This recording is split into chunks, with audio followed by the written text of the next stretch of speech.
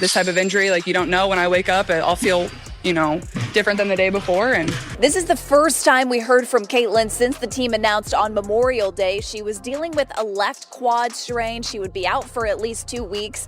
We were told that Clark was not seen in the open portion of practice by reporters who are on the ground there. Just watch and absorb it, and it's the same when, I'm not active too. Caitlin Clark's unexpected injury news has surprised the WNBA BA. We'll see. It could be a possibility, but I could also not be available for that game too. I think just having good perspective is the best way to approach it. Like, yeah, you can be frustrated and whatnot, but, I think the medical team has done a really good job of, The organization relies heavily on a single player who has been overworked to the point where she is no longer capable of playing or saving the team. Tara speaks for itself. Yeah, I'll be reevaluated this weekend, so I'll miss this weekend's game, but after that, it's, day by day and see how I feel and just kind of turn to the medical staff and what they think. I will be reevaluated this weekend, so I will miss the game. After that, I will take it day by day and consult with the medical team. Caitlin Clark has revealed that she will not be returning sooner than expected. Did we really expect her to play in the WNBA where she gets banged up every night like she's in a street fight? And now we're supposed to be surprised that she's not returning right away? I think the medical team has done a really good job of, doing my rehab every single day, staying in a routine, coming in, getting shots up. But more than anything, I think just focusing on being a really good teammate, being there for my teammates, being a voice for them. On May 25th, Clark fell while holding her left quad during a key match against the defending champions, the New York Liberty. This is the team's most important and visible player. The league did not regard it as a major concern. Been told so far by the team is that this is actually an injury that was separate from the quad tightness issue, as Caitlin Clark described it earlier in the preseason, that she dealt with before. So it's a little bit of interesting situation given that it was the same leg. On Memorial Day, she was diagnosed with a fever that would keep her out for at least 2 weeks. As a result, the league fell apart like Scotch tape. Clark has announced that she will miss this weekend's game and will make a decision based on her current health. Don't expect her to risk her career so that the league can exploit her without protecting her. Caitlin was asked when she's expected to come back. She told us she would be reevaluated after the weekend. After that, it would be day by day. The Fever are on the road for 2 road games before coming back to Gainbridge Fieldhouse next Saturday. The reevaluation date is June 9th. It is unlikely that she will make a comeback like in a Marvel movie. She is a human, not a marketing machine, and the injury has tested her patience. What is Caitlin doing when she is out? Fans are outraged as the league blames gravity. The June 7th game versus the Chicago Sky was expected to be a blockbuster, but ticket prices dropped dramatically. Venezos offers hats in sizes ranging from 80 plus to 14. This is not just a discount, but a full-fledged fire sale. Many people canceled their visits and received refunds, while hotels deemed it unnecessary to pay for gas. To be honest, I don't blame people for paying top dollar to watch Angel Reese act like she's in a Gatorade commercial while the league's genuine star is out with a fractured quad. Caitlin telling us she's been a connector between her coaches and teammates. They've gone 1-2 without her, and they'll be without her again this weekend. The hashtags DS Protect Our Players and Boycott WNBA became widespread on social media, bringing clarity to the internet. A tweet with thousands of retweets asked, "Why support a league that can't protect its brightest stars?" Fans are done being quiet, they're angry, and they have receipts.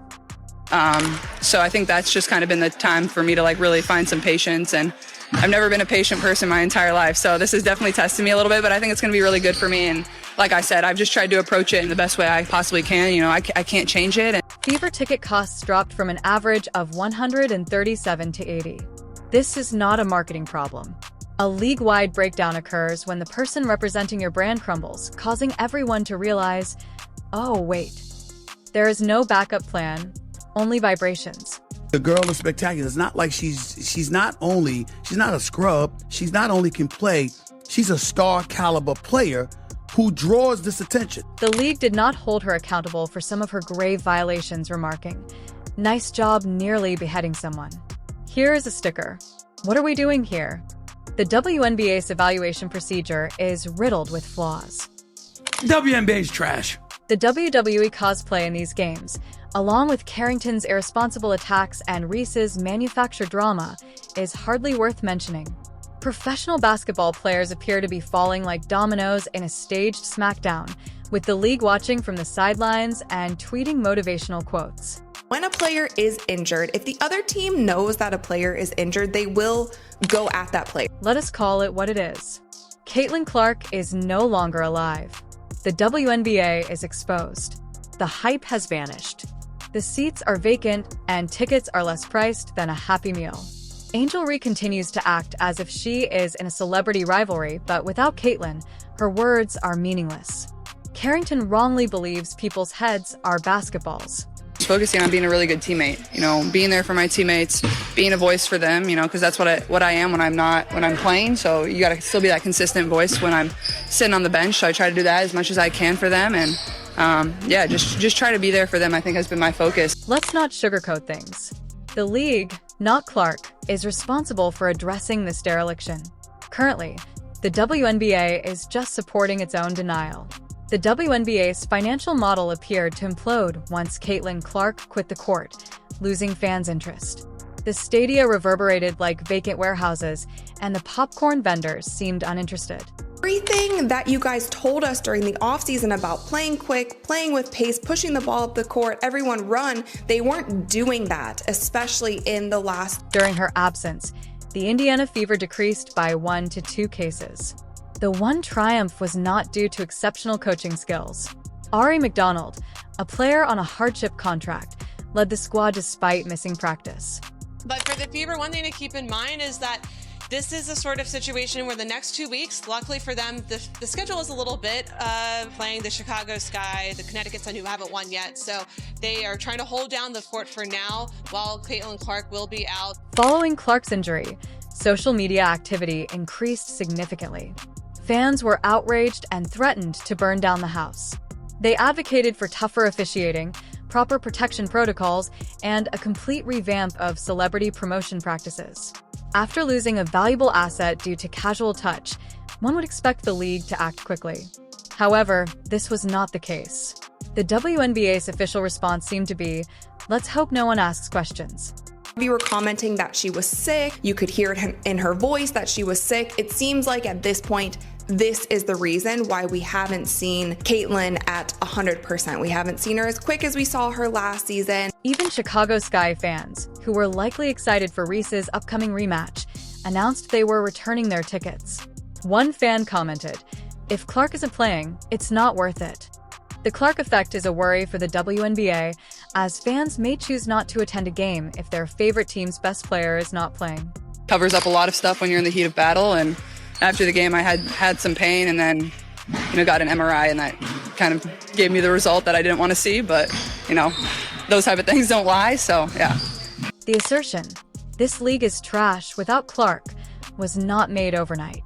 The NFL faced criticism for dirty plays, missed calls, and a lack of a public relations team. The WNBA seems to have silenced itself. A second accountability was required. That is going to be longer than 2 weeks. With them saying a minimum of 2 weeks, I feel like that's kind of just giving us breadcrumbs, just giving us enough information. And I actually don't think that they're going to give more for the sake of Caitlin. Pundits and fans alike criticize the usage of body slams as a defensive tactic. It was anarchy. The WNBA's over-reliance on a small number of players exacerbates the situation. Where is the passion for Sabina Ionescu? Where's the support for A.A. Wilson? If the league had developed tales around numerous individuals at once, Angel Reese's performance-related hijinks could have been enhanced. Currently, the league remains on a cliffhanger with no clear resolution. We haven't seen her as quick as we saw her last season. If you have something going on in your legs, like your legs are actually a huge part of your shooting mechanics, something was thrown off. So if that part of her body was thrown off, it probably threw off the entire mechanics. This is a pivotal milestone in WNBA history. Caitlin's departure caused a complete collapse. Include income, engagement, and excitement. Fans are demanding answers. The WNBA's usage of YouTube videos and crossed fingers contrasts with the NBA's use of biometric technologies, specialist trainers, and load management. Clark's been taking a beating for the last year and a half, and it quickly got physical early in this season, man. There was a lot of games. The needs are evident. Stop allowing players to get decked. Begin marketing with many persons and prioritize player safety. Educate teams on how to avoid cross-lining shooters in midair without a flagrant call. No one wants a quick comeback. Caitlin should not consider it until the league has proven its ability to protect her. She's no longer just a player. She serves as the brand's face, attraction, money source, and complete ecology. Despite the league's dismissive attitude, she remains unmoving on the court. Clark's calm presence is more noticeable than any buzzer in the building, causing people to pay attention. The WNBA needs to mature or risk losing its current success.